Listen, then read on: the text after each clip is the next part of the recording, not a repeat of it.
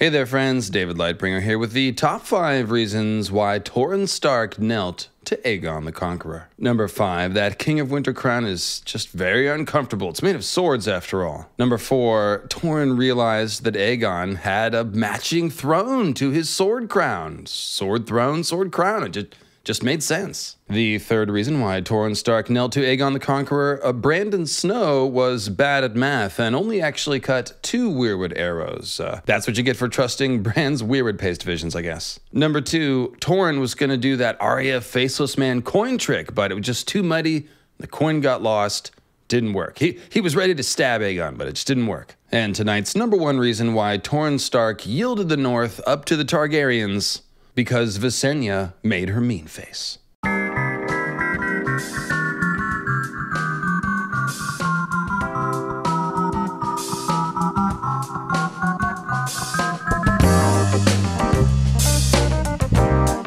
Alrighty, so by now we know all about Aegon's dream, how he passed it down through the generations, and how Valyrians and Targaryens who lived both long before and long after Aegon also dreamed of the end of the world and the prince that was promised. By now we know that there must always be a Targaryen upon the Iron Throne, just as there must always be a Stark in Winterfell, and perhaps just as there must always be a Greenseer sitting in that lonely cave that Bloodraven calls home. But the one thing we haven't talked about yet is how Aegon's prophecy interacted with the North and the Starks of Winterfell, and what the Targaryens might have done to prepare for the end of days. After all, Aegon's prophecy is, in the end, about the North. According to the words of Aegon's prophecy, the prince that was promised has a song of fire and ice, after all. And of course, Aegon foresaw the threat to the world as some kind of cold enemy coming from the North. So it really is above the neck where the rubber meets the Valyrian stone road, so to speak, and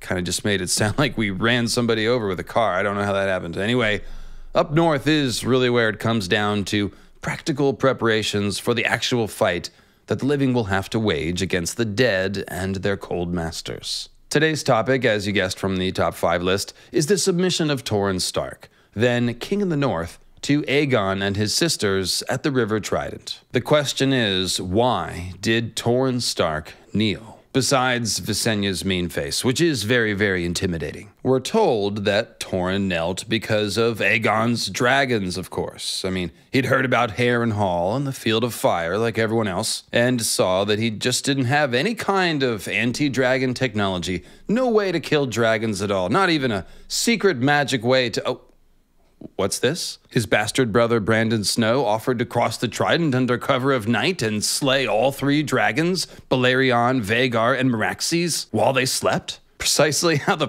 was he gonna do that? And why didn't Torrhen let him at least have a go if he thought he could pull it off? I mean, even if he failed, Torrhen could have just been like, no, I don't know this guy. Never seen him before in my life. Brandon who? Brendan? Well, kidding aside, many people have connected Brandon Snow's offer to kill all 3 dragons single-handedly to one of Bran Stark's weirwood paste visions from A Dance with Dragons.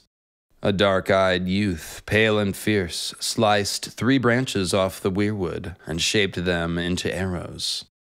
So you see why this vision is a good match for Brandon Snow, right? 3 arrows for 3 dragons, and who would be surprised if weirwood arrows turned out to have some sort of magical property that is inimical to dragons, who are, of course, magical creatures? I mean, if the black dragonglass knives slay the White Walkers, then it would kind of make sense if there was some sort of equal and opposite force on the other side. White weirwood arrows to slay dragons. I mean, you know, just saying, maybe. And at the very least, it's believable that Northmen like Brandon Snow might believe that weirwood arrows could slay dragons. And what other gambit could Brandon have had that he thought he could slay those 3 behemoths single-handedly? It really does have to have been some kind of magical solution, and it doesn't really seem like Brandon Snow had any of those cool White Walker spears laying around, despite his snowy name. So these weirwood arrows have been everyone's best guess for a long time. Now, of course, it could be that Torrhen really did kneel to Aegon simply because it was the wisest course of action. I do want to say that. There really doesn't need to be another reason. I mean, those are freaking dragons, right?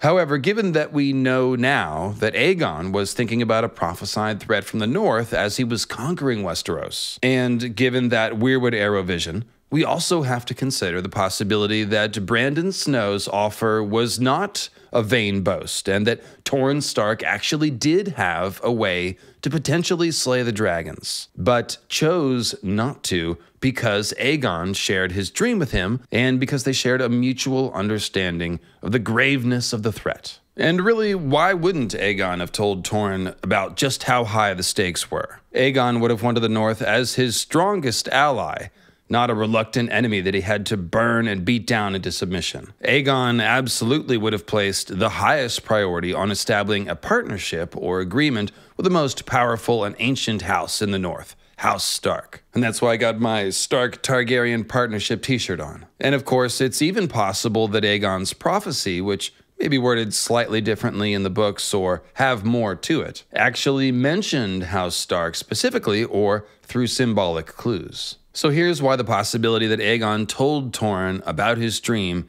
is such a potent idea. Because House Stark, like all the oldest northern houses, would already have a general awareness of the White Walkers and the Long Night, right? Both in folklore and even in written records at places like Castle Black and Winterfell. So if Aegon had mentioned dreaming of any kind of threat involving a terrible winter or a cold enemy at their meeting, Torrhen would, of course, have immediately thought of the others and the legends of the Long Night. That, in turn, might give Aegon credibility in Torrhen's mind, as opposed to Aegon just sounding like some sort of madman. Aegon would also have come off to Torrhen and his counselors as someone working for the greater good, and not merely a conqueror, and thus the kind of leader that they might feel comfortable submitting to. Most importantly, if Torrhen still held any belief in the potential threat of the others, then it's not hard to imagine him looking at Aegon and his sisters with their huge fire-breathing dragons while listening to Aegon talk about a threat from the north and putting this all together. So, this family with flying, fire-breathing battle dinosaurs wants to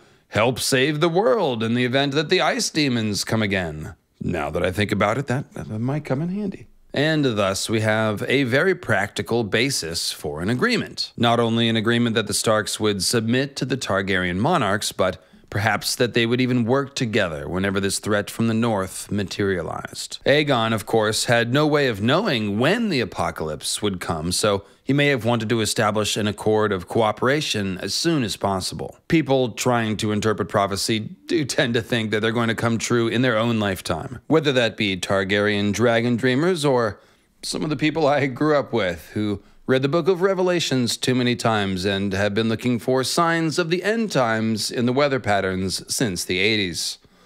Ah, memories. In other words, if Aegon really was conquering and unifying the Seven Kingdoms in order to prepare for the battle against the White Walkers, then the North is the most important part of that kingdom to unify, right? And indeed, he seems to have forged a strong relationship of trust with Torrhen Stark, giving the Northmen wide latitude to maintain their customs, cultural practices, and of course, their religious worship of the old gods. Torrhen, for his part, allowed those Northmen who opposed Aegon's rule to exile themselves from Westeros. And we can say allowed, but the point is, Torrhen didn't tolerate rebellion against the Targaryens, and no rebellions from the north ever sprang up against House Targaryen until Ned Stark joined Robert Baratheon to overthrow the Mad King Aerys Targaryen. Even during the chaos of Aenys' weak reign and Maegor's terrible one, when treasons were springing up like weeds, House Stark was always loyal. So after this meeting, Aegon did not return to Winterfell until his final royal progress in 33 AC, a mere 4 years before his death. So if we're to ask why didn't Aegon visit more often if the North was so important, then I think the answer is that Aegon was concerned primarily with unifying his realm, and with the North squarely in his corner, most of that work was now in the south, both in Dorne and in the rest of the realm below the neck. In fact, I think it actually makes more sense to suppose that Aegon left the North alone for so long precisely because he did tell Torrhen about the prophecy. I mean, if both of them had got on the same page about the White Walkers being a very real threat to end all life on the earth, then Aegon would have had reason to count on Torrhen's loyalty being unwavering, as it turned out to be. In this scenario, both of them would have known that there were simply much higher stakes involved than any political Game of Thrones. Just as we, the readers, do. Alright, so plot twist. It may have actually been Brandon Snow whom Aegon told first, Torrhen's bastard half-brother, and not Torrhen Stark himself. I noticed when rereading this section from my cockatoo-worn copy of Fire and Blood, that it was in fact Brandon Snow whom Torrhen sent across the Trident to begin negotiating with Aegon, and that messages went back and forth throughout the night to set up the events of the following day, where Torrhen himself crossed the Trident, knelt to Aegon, and offered up to him the ancient iron and bronze crown of swords of the Kings of Winter. In other words, Torrhen and Aegon actually never spoke until after their agreement was already made. So the only way that Aegon's prophecy would have reached Torrhen's ears and played a part in his decision to submit would be if Aegon had told Brandon Snow, who would then have told his half-brother Torrhen. And this actually makes a lot of sense if indeed Brandon Snow is the one in Bran's visions fashioning the weirwood arrows. If Brandon is doing things like making weirwood arrows to kill dragons, then he's obviously a Stark who's connected to the magical lore of the old gods. The only other person we've ever heard of using weirwood arrows is, of course, Lord Brynden Rivers, aka Bloodraven, aka the Three-Eyed Crow, who was said to have used a black spell with his white arrows to kill none other than Daemon Blackfyre. That doesn't tell us anything about whether weirwood arrows can kill actual dragons, of course, but it could be that they are more easily guided by magic or something like that. And perhaps Brandon thought he could hit all three dragons in the eye with such a black spell and a white arrow. So my main point is that Brandon Snow seems to know bits of obscure weirwood lore that only people like Bloodraven are hip to. That means that Brandon was exactly the sort of person that would not only put stock in Aegon's dream, but also someone who would probably know the tales of the others, the Last Hero, and the First Long Night better than most. You can definitely picture Aegon and Brandon chopping it up late into the night over ancient lore and prophecy, and by the time Brandon returned to his half-brother Torrhen, he would have been able to lay out a pretty persuasive case as to why Aegon should be trusted. Torrhen Stark, being well aware of his brother Brandon Snow's knowledge of magic lore, would probably be inclined to weigh his opinion heavily, so you can kind of imagine how this all might have gone. Any way you slice it, Brandon Snow must have played a key role here, and now that we know about the existence of Aegon's prophecy, we can kind of fill in some of these blanks as we have today. And that's pretty much it. I mean, I think it's very likely that Aegon told Brandon and Torrhen, and it could be that subsequent Starks knew something of Aegon's prophecy as well. Video forthcoming. Let me know what you think in the comments, if you think Aegon told the Starks or not, and if you think this makes a little more sense out of Torrhen's choice to kneel. I'll be back in a couple of days with a video about Aegon's prophecy and RLJ, that's right, the possibility that Rhaegar told Lyanna, and I've even got some insight on what Lyanna may have told Ned at the Tower of Joy. That's right, I think we can finish the line, "Promise me, Ned, ... So make sure you're subscribed to the channel so you don't miss that video or any live streams. And by the way, I did a live stream with Grey Waste Tim this past Sunday where we compared the Fire and Blood version of the Green Coup to the House of the Dragon version of the Green Coup. So check that one out if that sounds interesting, as Tim really brought the thunder. He's a real dynamo, and I think it was a particularly good stream. Happy Thanksgiving, everyone. Cheers, and I'll see you next time.